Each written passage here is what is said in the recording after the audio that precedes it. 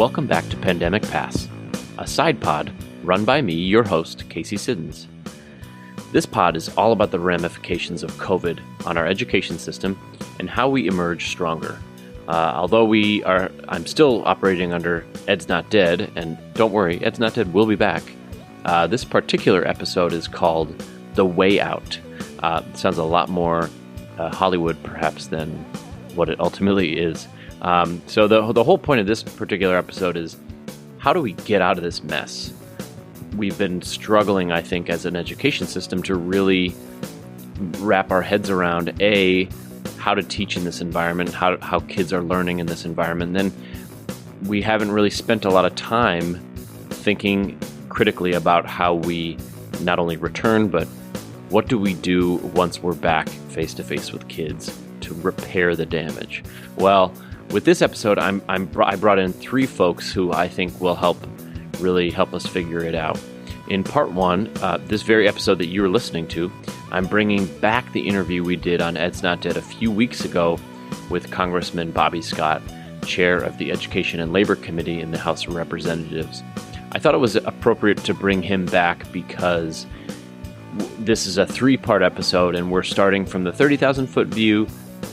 Then we are moving to more of a local state view, and then we're going to go to part three and talk about it from really on the ground, in the trenches, for lack of a better term, perspective and lens for, how do we get out, and then how do we build back stronger our public system, our public education system. So then, as I said, we move to part two, where I speak with one of my own state delegates, Janelle Wilkins, who is going to speak, as I said, to the on-the-ground view of how we recover. And then finally, I speak with Dr. Josh Starr, who is the CEO of PDK International, and he's a former school superintendent, where I think he gives a unique perspective in how he sees our schools returning, and his opinions and thoughts about how system leaders, what they should be doing to improve our recovery. So for this episode, first part, throughout this pandemic and really up until the inauguration of President Biden, it's my belief that there's been a complete lack of leadership from the federal government. And I don't think I'm alone in this, not only from partisans, but also from neutral media outlets. From the federal government, really an incompetent response at best, a treasonous lack of efficacy that has led to the deaths of, at this point, 500,000 of our fellow citizens at worst. To swerve into politics a bit, I don't want to do this really, but kind of I do. There's no doubt that if Hillary Clinton, as much as people despise her for a number of reasons, and many of which I disagree with, there's no doubt that if Hillary Clinton and dare I say even a centrist traditional Republican, if there are any of those anymore, were at the helm, we wouldn't be facing this many deaths.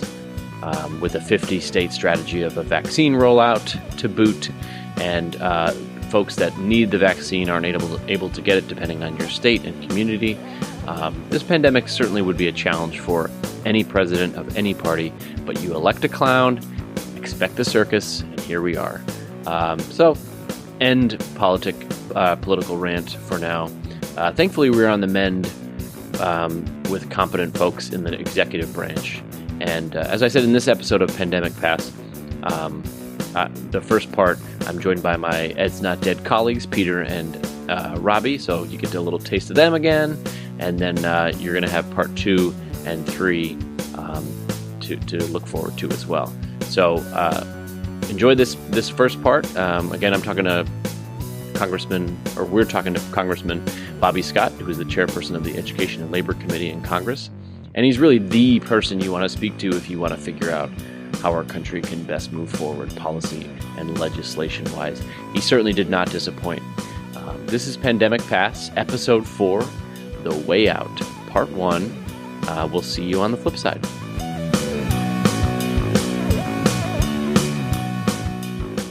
Fellows, we are incredibly excited to welcome Congressman Robert C. Bobby Scott to Ed's Not Dead. Congressman Scott has represented Virginia's 3rd Congressional District in the U.S. House of Representatives since 1993. Prior to his service in Congress, he served 15 years in the Virginia General Assembly. Congressman Scott currently serves as the chairman of the Committee on Education and Labor. In this position, he's advancing an agenda that improves equity in education, frees students from the burdens of crippling debt, protects and expands access to affordable health care, ensures workers have a safe workplace where they can earn a living wage free from discrimination, and guarantees seniors have a secure and dignified retirement. Welcome to Ed's Not Dead, Chairman Scott. We are indeed excited and honored to have you on the show. So let's jump right into our interview. I know that you've had a lot going on in the last 24 hours, and we're going to get to talk about that. But where are we as a public education system today nationally amidst the current public health emergency or crisis that we're in? Well, the problem we have now is that we've heard a lot about how the pandemic has exacerbated pre-existing health conditions. Those with the pre-existing health conditions have been more adversely affected by the pandemic than others. We're also finding out that those who have been at the bottom of the achievement gap have been more adversely affected than others. With distance learning, if you're at the bottom of the achievement gap, you're probably less likely to even have a computer, less likely to have connectivity or have poor connectivity at home. So all of the problems in education have been exacerbated by the pandemic and just made matters worse. And so we have a lot of catching up to do. This group would be familiar with the summer slide, where low-income students leave in June, come back two months worse. By September, they're 2 months worse off than they left. Well, we've been sliding for about eight to 10 months. Yeah. So we have a lot of catching up to do. And so the pandemic has just made those matters worse. The other students, some students have done okay with distance learning. They've been able to keep up. But those at the bottom of the achievement gap have it's just been horrible. And special education students, it's just been a disaster. We have a lot of catching up to do there. So let me ask the question on everyone's mind is, what needs to happen in order for schools to open nationwide? What sort of steps would you like to see happen to ensure that we can guarantee the safety to get kids back in school, which is so important, as you mentioned?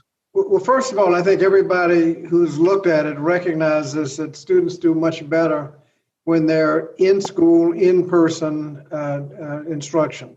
Sure. Much better than the distance learning. They do better academically. It's better for them from a nutrition point of view because they get the school meal. They learn the social skills by interacting with people that you can't learn sitting at home. Child abuse can be detected if the students are actually there in person. And let's get serious. You're not going to reopen the economy without reopening the schools. Yep. Right. So we have a compelling reason to reopen the schools if it can be done safely. And you cannot reopen the schools safely without spending some money. First, you want to spread the students out a little bit, so you need a smaller class size. That costs money. Yep. Getting the students to school, you can't have as many students loaded up on the bus as you have. That means more trips, which means more money. You got disinfectant and PPE you got to pay for. That costs more money. And ventilation, which is a huge problem with the schools, with the ages of the schools.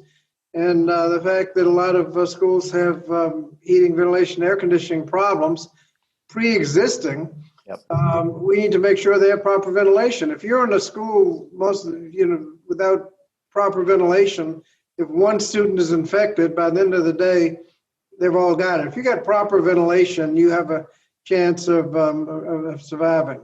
And so proper ventilation and fixing the HVAC systems in all of these schools is expensive because a lot of them have problems. So we need the resources, and that's why it's so important that in the COVID relief bills, we have money for education. One of the disappointments in the last relief bill that we've just completed work on is the fact that they don't have any money for state and local government.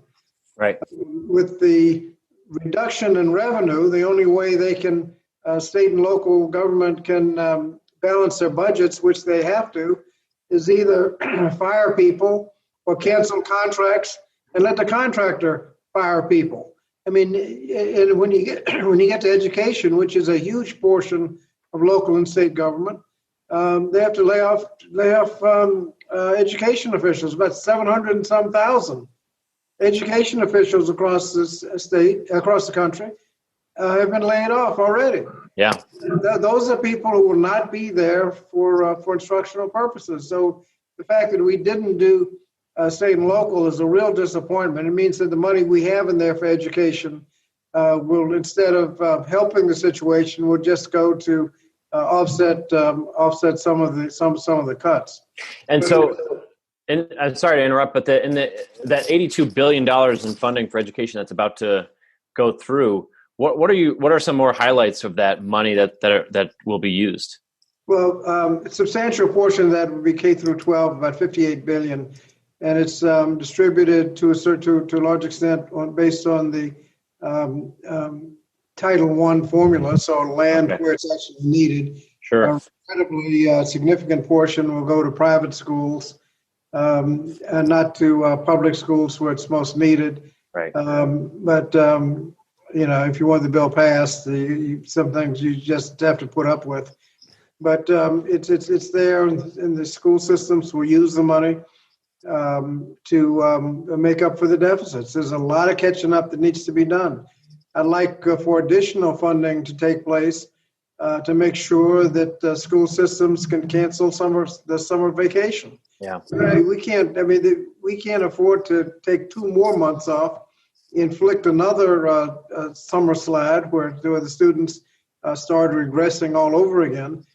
We need to use that time to catch up, and it's you can't cancel a summer vacation for free. That's going to cost money, and I'd like to see the federal government step up and make sure that's happening. There's a lot of catching up to do for those at the bottom of achievement gaps and for special education students. So there's a lot of work that has to be done, and that's not free. Federal government has to step up because the state and local governments across the country are very much stressed already. Yeah. So let's switch gears a little bit, Chairman Scott. We have a segment that's immensely popular on Ed's Not Dead. It's called Dear Betsy. We're incredibly excited that we're no longer doing that episode, and for obvious reasons, that segment of our show.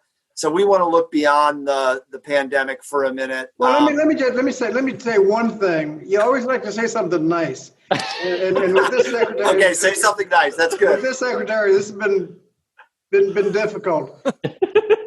The department was asked to get waivers on assessments. Right. Under every Student Succeeds Act, you have to. We gave a lot of flexibility on how you do it, but you got to assess to ascertain whether or not there are achievement gaps, and then you have to have a credible plan to do something about it. Because of the pandemic, there are a lot of requests to get waivers on the assessment. Sure. She denied those waivers. Now, if you did not deny the waiver, if you allowed those waivers and let people go without the assessments, then we would not know what the problem is. And so that, it's going to be hard. You see, it's a lot easier to assess when the students are right there. I don't know how you're going to do it, but you got to do the best you can. Sure. Without that information of where we are, how far behind we are, we wouldn't know how to begin to start. Yeah. So let me just start off by saying something nice about Betsy DeVos. That was the right decision. Yeah. All right. In fact, the NAEP test was canceled for this year because they couldn't figure out how to do it. I saw that, yeah. And so we wouldn't have that information. All we have are the assessments that are going to be done, and so we'll at least have some information to how to deal with the achievement gaps, and that was the right decision.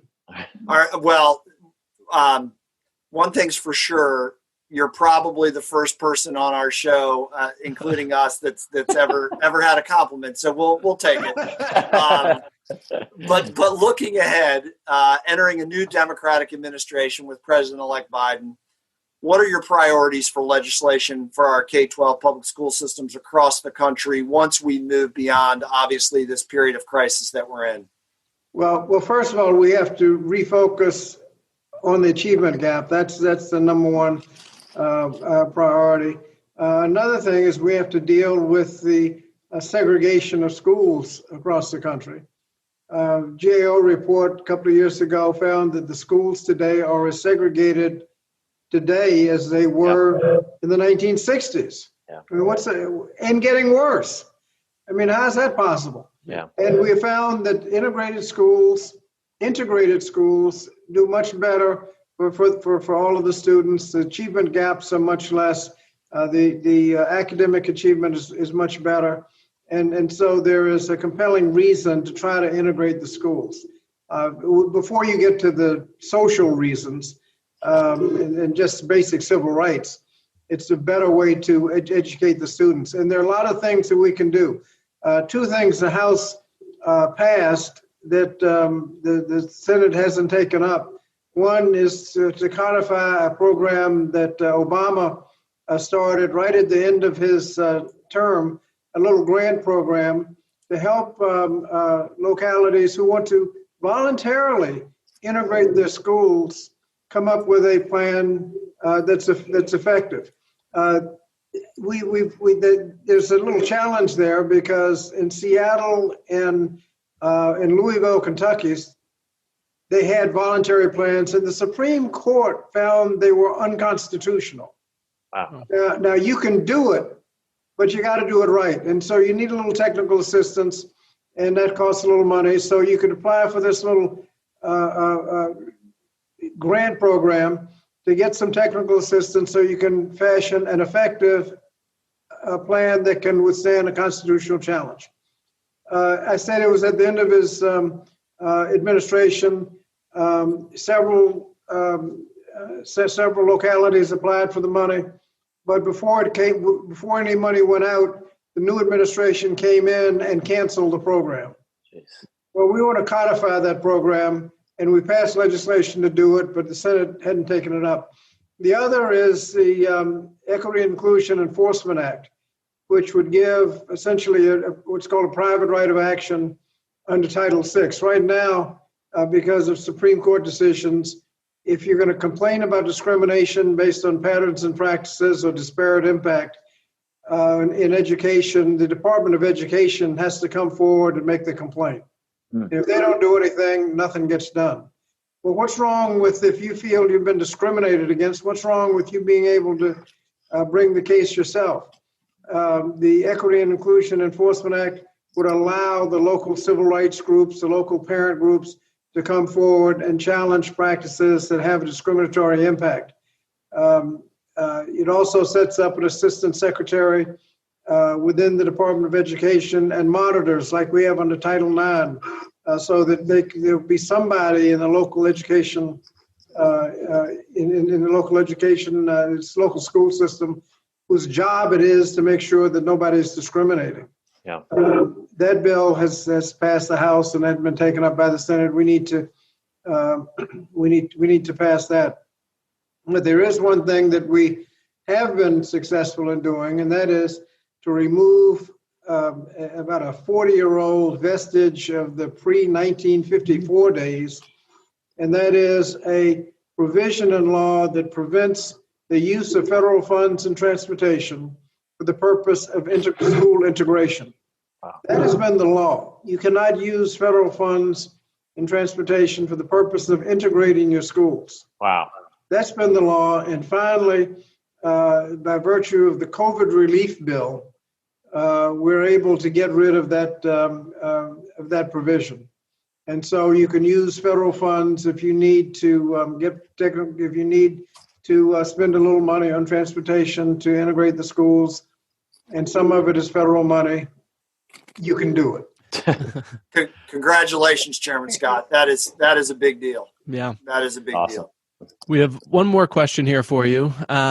So on our most recent episode, we were talking about some potential replacements for Secretary DeVos and some names that we had been hearing bandied about. And one of the names that came up was Dr. Leslie Fenwick of Howard University. So I did want to ask about HBCUs. and specifically how they've been impacted during this pandemic. And then the second part is, what kind of support do you plan on advocating for your committee with the Biden-Harris administration? Well, they have a list of very highly qualified individuals. Dr. Fenwick is obviously one, and she's a very exciting possibility. Yes. We're looking forward to hopefully. But she's just one. I'm not going to get into naming. Hey, listen, you can let one slip. But she is highly qualified. I emailed her, but she hasn't gotten back to me. I don't know why. Well, she's very highly qualified. But support of HBCUs is very important, and she's at Howard, and as an added issue, she's married to the former president of Howard, which makes her part of the HBCU community, which is, I think, a big plus. HBCUs have done a phenomenal job. If you look at where African-American teachers come from, disproportionate number come from HBCUs, as well as scientists and other professionals.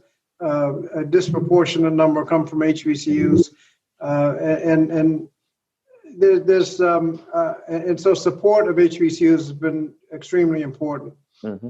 The COVID relief bill has a provision of debt relief. The pandemic has put a financial strain on historically Black colleges and universities, and one of the provisions in there is a relief from repayment of some of the loans that have been made. That will relieve them of significant pressure. And we're very delighted to see that provision as part of the package.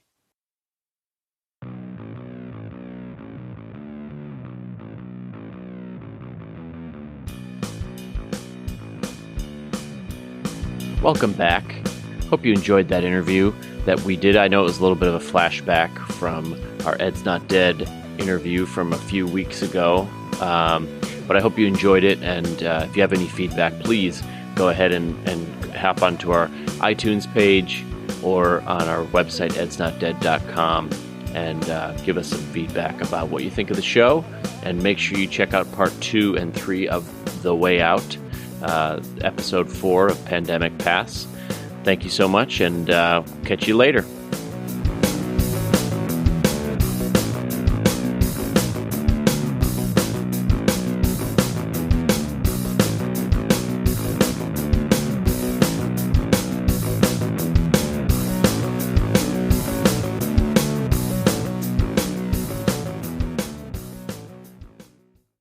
Thank you for joining us on Pandemic Pass. Pandemic Pass is a pulp education production and was written and directed by me, Casey Siddons. Music was written and performed by Peter Kramer. Thanks for listening. Be sure to rate and review us on Apple Podcasts. It helps others find us